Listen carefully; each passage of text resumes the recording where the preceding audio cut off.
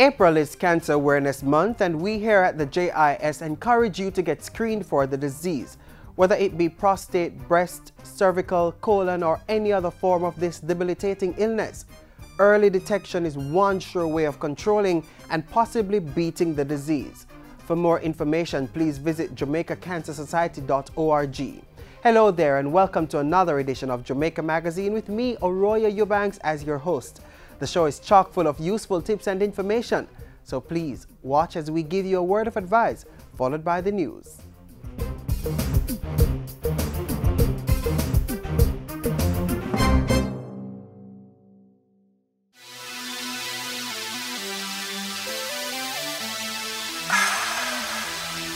Colon cancer is cancer of the large bowel. The large bowel is that area of the bowel which contains the waste products. Whenever you have colon cancer, it means that those cells are growing uncontrollably, and it's something that is very serious. It is a condition which we have to diagnose early, and so we can manage it appropriately. Once we diagnose colon cancer, the next step is to stage it. We want to know if it's confined to the colon or if it's outside the colon. So you're likely to have a CAT scan of the abdomen, a special X-ray, an X-ray of the chest, and some blood tests. We can use that information to decide if it's localized or if it's very involved. And that can help us to plan what your treatment is going to be.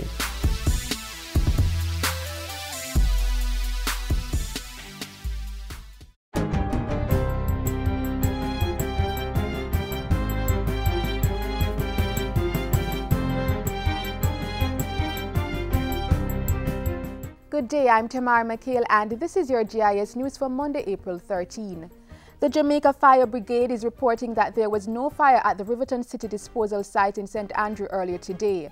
In an interview with the GIS News this morning, Public Relations Officer at the JFB, Emilio Ebanks, said the fire was confined to a lot at Westbrook Avenue in Riverton City, which is adjacent to the disposal site.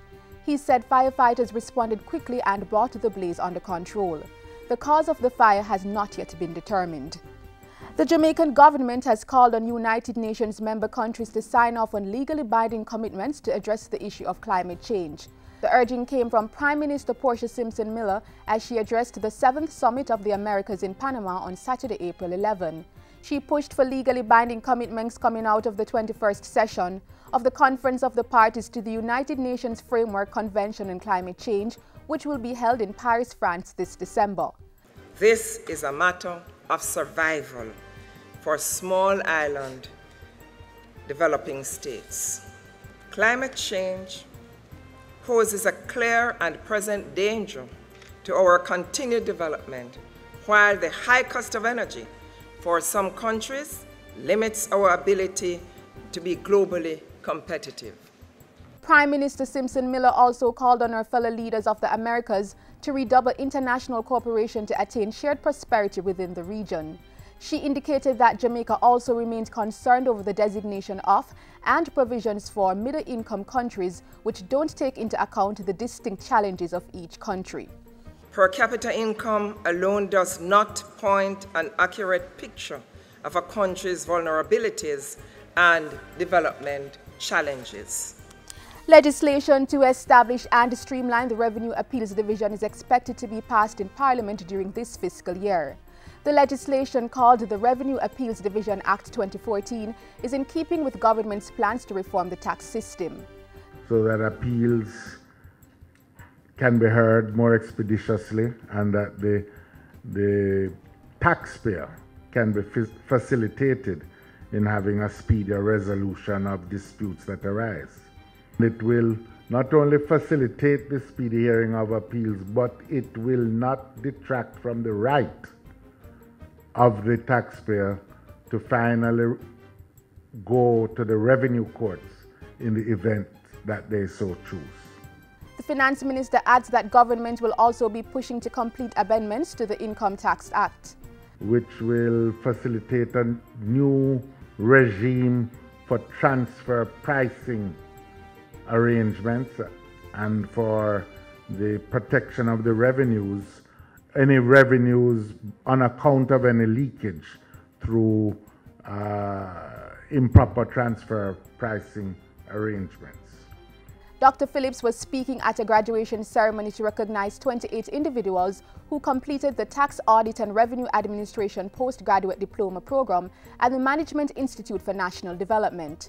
Under the program, individuals were taught how to effectively deal with complex tax undertakings, which would improve the efficiency of tax offices across the island. A policy framework and procedures manual for the divestment of government-owned lands was recently launched by Land Minister Robert Pickersgill. The policy manual standardizes and codifies best practices which have been developed over the years. It's expected to yield optimum benefits for the nation.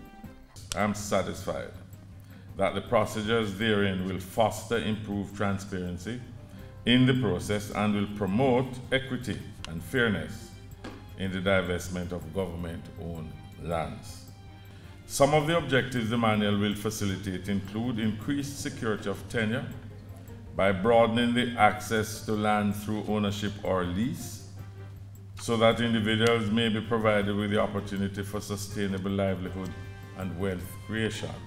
The manual has been developed with widespread consultations from agencies such as the Office of the Contractor General, the Ministry of Finance, Development Bank of Jamaica, National Land Agency, and others. And finally, residents in sections of St. Mary and St. Anne will have better access to potable water following the rehabilitation of the Bogue Water Treatment Plant in St. Anne. The plant, which was recently commissioned into service by Portfolio Minister Robert Pickersgill, has the capacity to provide 6 million gallons of water per day. Work was completed under the Jamaica Water Supply Improvement Project at a cost of $467 million. Minister Pickersgill outlined some long-term benefits of the project. The attraction of new businesses and the expansion of existing ones, resulting in increased employment for persons in these communities, a reduction in the migration of persons from rural to urban areas, and a reduction in the health risks associated with the consumption of inadequately treated water.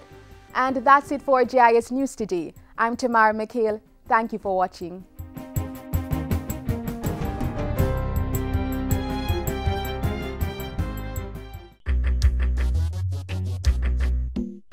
Nutritious food, succulent dishes, superior workmanship, and excellent service. Jamaica is on the go.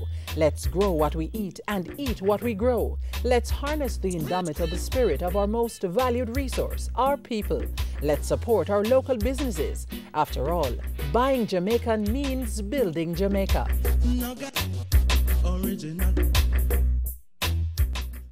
Prime Minister Portia Simpson Miller engaged in high-level talks with U.S. President Barack Obama and her CARICOM counterparts over 2 days last week. She also participated in the 7th Summit of the Americas last Friday.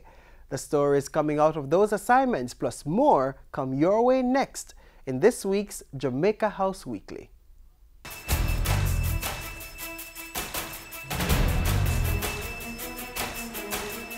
U.S. promises to be a more constructive partner in the development of Jamaica and the rest of the region.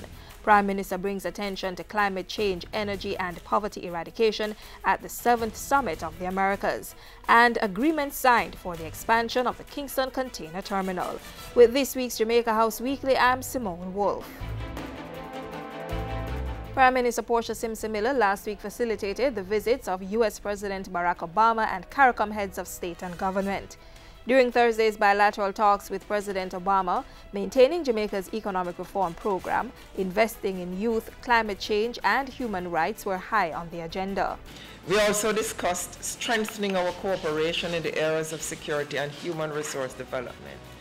We explored additional ways of improving our trade and economic relations, including through capacity building for our private sector, as well as in the areas of energy security and renewable energy. For his part, President Obama said he hoped to partner with Jamaica and the region to find constructive ways to combat challenging issues. I think there are going to be a whole host of areas where the United States can be helpful.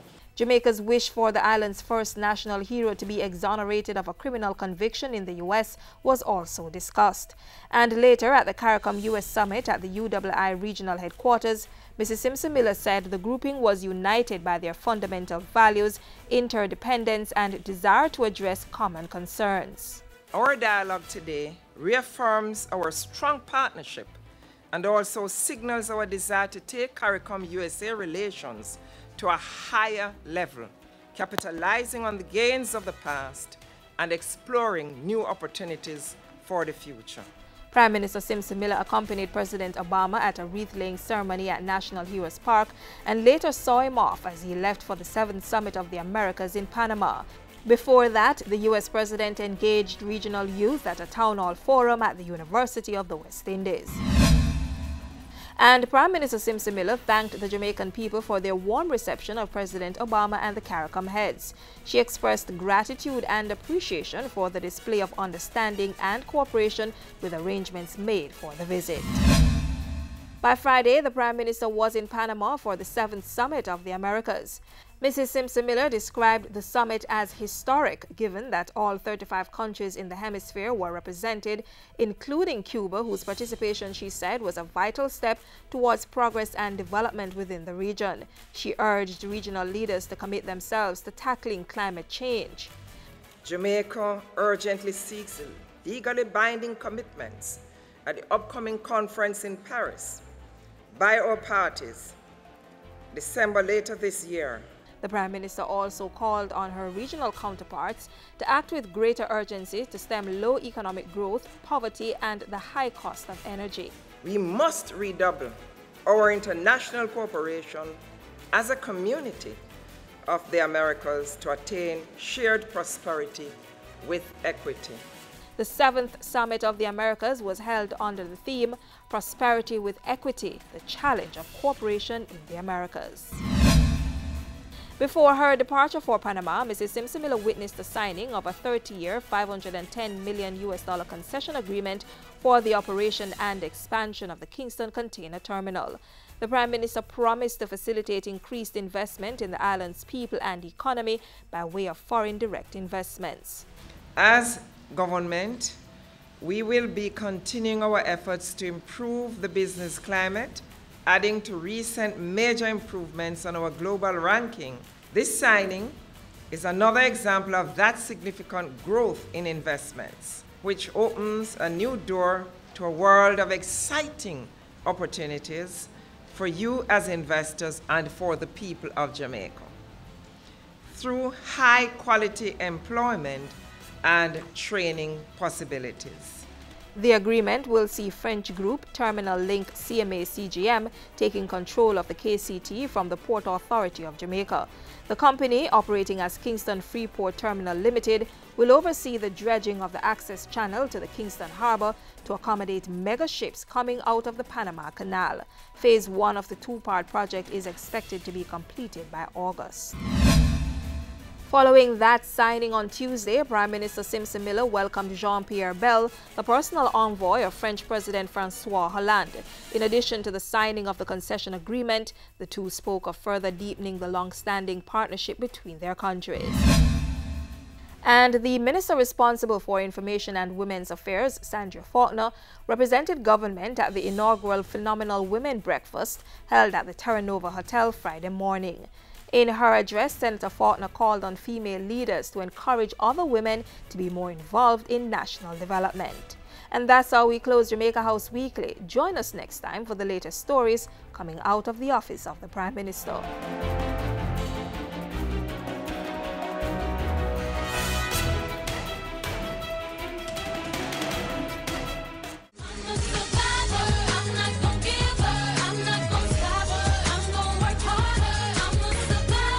On June 25, 2012, Jamaican sprinter Noveline Williams-Mills was diagnosed with breast cancer.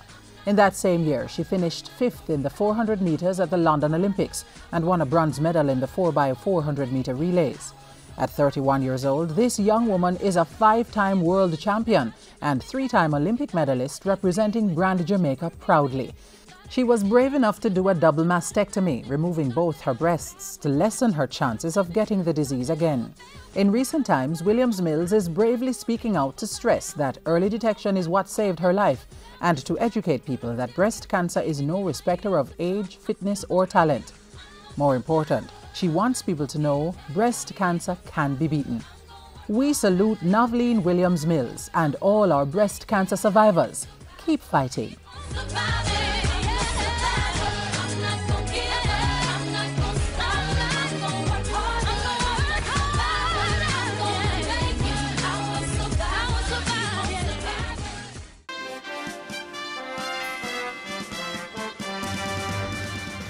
Fiscal consolidation. The centerpiece of the program has been the need to reduce our debt. Business reform. Make sure that we transform Jamaica to make it a place to do business easily. New and existing businesses will benefit from streamlined regulations and processes. And pursuing strategic investments while protecting the most vulnerable. The path we're on is the right path. The economy in Jamaica is turning. The fact that the international community is once again lending to Jamaica says something about their confidence in our policies. It is now time to actually stay the course, not to lose the benefits of the hard decisions that have been made. The Jamaican government is committed to continuing the process of reform. The government of Jamaica is on a mission, going for growth, staying the course and transforming the economy through its economic reform program. Even with signs of the economy rebounding, we still want you to continue your cost-saving measures. This next feature should give you some ideas. Yo, star, me have a party there now, and guess what? I can buy the outfit. But that 8G for me when shot. Hard one. Ah boy, them things are too important for me to take the money and go buy foolishness. Jano Star, what me offer?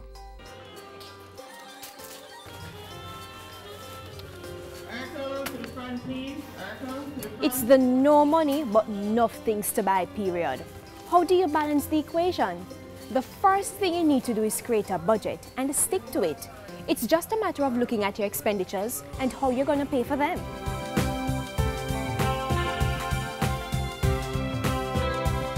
Well, first of all, you need to pay yourself first. For the absolutely critical expenses like your utility bills, your rent, putting aside the money for your bus fare, and your taxi fare, and your lunch, those need to come out. Because at the end of the day, if you don't have those, then you probably won't have a job. Then you need to set aside money for a rainy day, you know, just in case something unexpected occurs. If my living expenses is 30% of my income, then I need to have, roughly that amount set aside. Roughly maybe 4 or 5 times that amount set aside in a rainy day fund or in an account that I'm not going to touch. Pencil, paper and a calculator will do the trick. But if you want to be a little more techno-savvy than that, you can use Microsoft Excel or an online budget calculator. By writing it down or by putting it down on paper, you will be able to see where it is that you can actually make some savings, because you will recognize that, oh, I've been spending 5% of my income on whatever it is, which is not a necessity.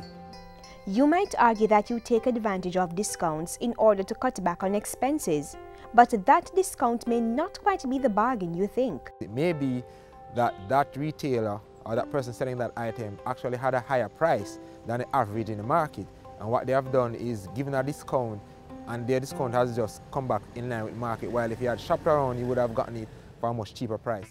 Also, the product may not be of a high quality, so look more closely at those so-called discounts.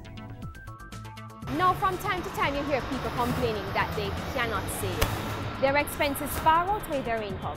So is saving really realistic? Yes, it is. This adage couldn't have phrased it better. One cocoa, full basket. It's not true that you need to have $10,000 to start. You can start with 100, 500. You just put it aside and you keep adding to it. Because if you think about it, if someone were to come to you every day and beg you for $1 for 20 years, how much money would that be? Another suggestion, Ignore things that aren't important or absolutely necessary. Okay, I go out and I see that bag or that shoe or that shirt that I want to buy. I think I really need it, but then when I think about the fact that I have $500 saved and I really wanted to have $1,000 saved by the end of the month, and if I buy the shirt, then obviously I'm subtracting away from my saving or my investment, and you make the sacrifice. Now, savings should not be confused with investments. Saving is basically taking your money and putting it in a safe investment. So the primary objective there is preservation of your principal or your capital. So your objective is not to lose it, but it's also not to grow it significantly. So you're not taking on a lot of risk. Investing now is when you have a plan and you're trying to reach an objective, and then you're trying to work out what is the rate that I need to earn in order to achieve this objective. Let's put it another way. For savings, you pretty much get back what you put in. For investment, you get that and more. After building up your savings, then you can invest. When investing, you first need to determine the type of investor you are. You can be conservative, moderate, or aggressive. Then with the help of an investment advisor, you can choose the type of investment you want to go into. Some examples include money market investments, unit trusts, mutual funds, stocks, bonds, or equities. And that portfolio mix will allow you to achieve your goal with the help of a financial advisor. Another way to make money is by getting a part-time, one-off, or consultancy job. But we all know that too much work and no play makes Jack a dull boy, so it's quite okay to treat yourself. Then there's the issue of a salary increase. Approach it from a business perspective. I'm here to discuss the possibility of a salary increase. Okay, let's discuss it. Say the company were to consider giving you an increase in salary. What added value could you bring to the table? I would take on additional responsibilities, implement cost-saving measures, and also improve my efficiency. If the firm is not earning more, whether through cost savings or through additional revenue, it's going to be very difficult for the firm to continue with the same cost base to pay more to employees. That's just a fact of life. So resolve to make smart financial decisions. Learn about personal finances. Don't procrastinate. So for each day that goes by that you run up that credit card bill more and don't pay off those high debt credit card bills or any high cost debt that you have, is actually costing you money. It's all about making sacrifices in the short term to achieve your long-term goal. Create a budget and stick to it. Save and invest. Buy things that are necessary. Choose your discounts carefully and find legitimate ways of making extra income.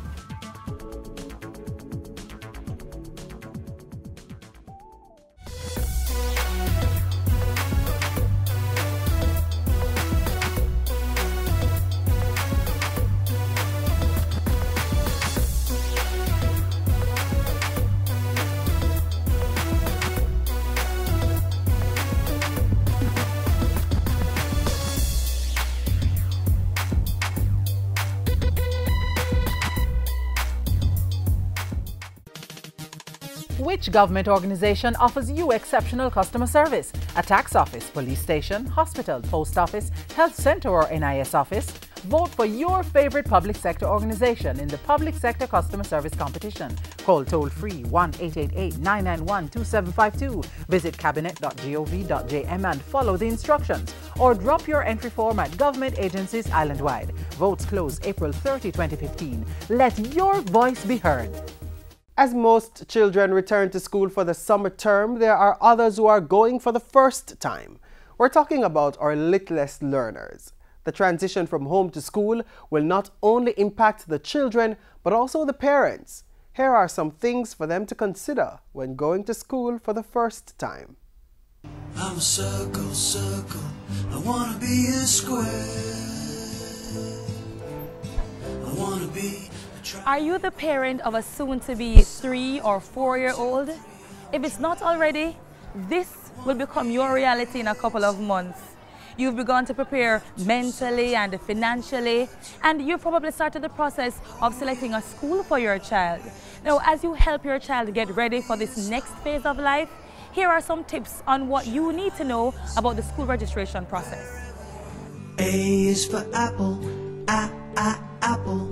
B is for bull, bull. Having decided on the school of your choice, you need to find out when they're having the registration, because you want to be on time, you don't want to miss out on the school of your choice. Generally, registration for preschool or basic school begins anywhere between January and May each year. Fish, G is for gorilla, gorilla. You get your application letter. Attached to the application form will be a cover letter stating when we'll have orientation, when they're a meeting, when it's registration. So you follow that.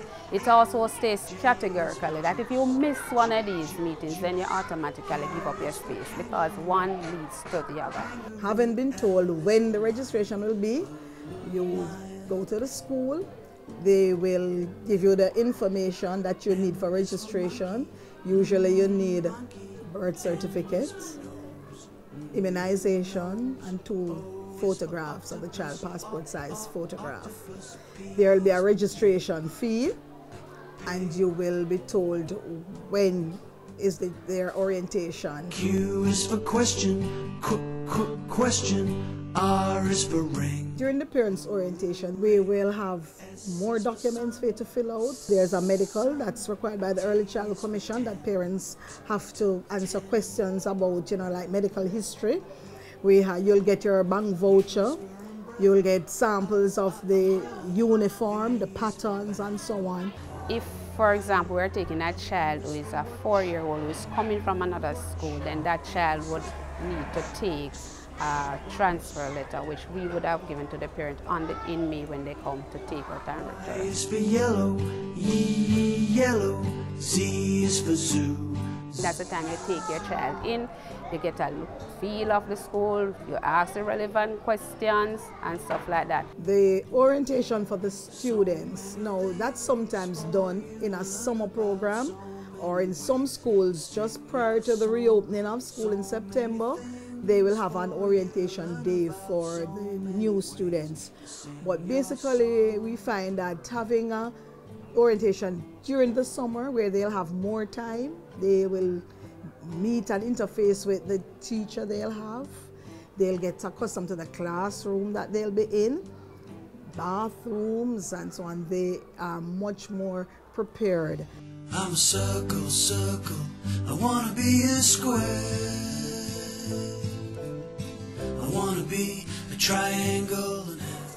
And that preparation begins at home. Help make the transition as smooth as possible. Moving from home or daycare to school is a big step. So start talking to your child about going to school. Make the conversation fun. Play dress up. Put on the school bag. Use a coloring book.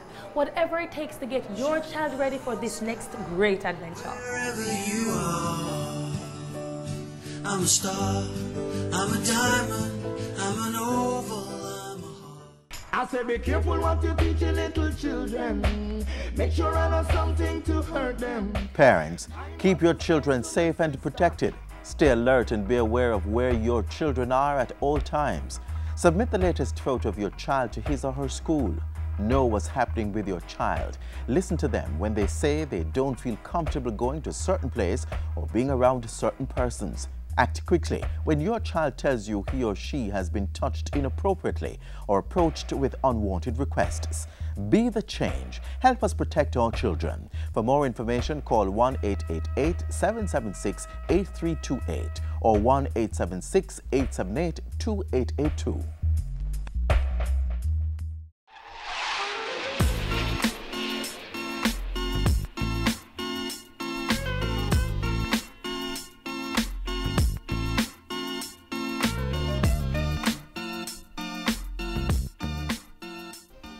And that's how we close today's edition of Jamaica Magazine. Have comments or queries?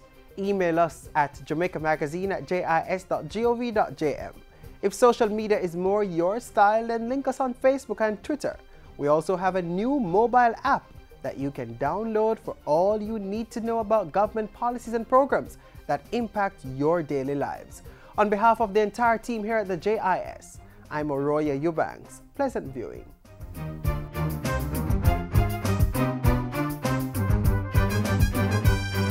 This has been a production of the Jamaica Information Service, the voice of Jamaica.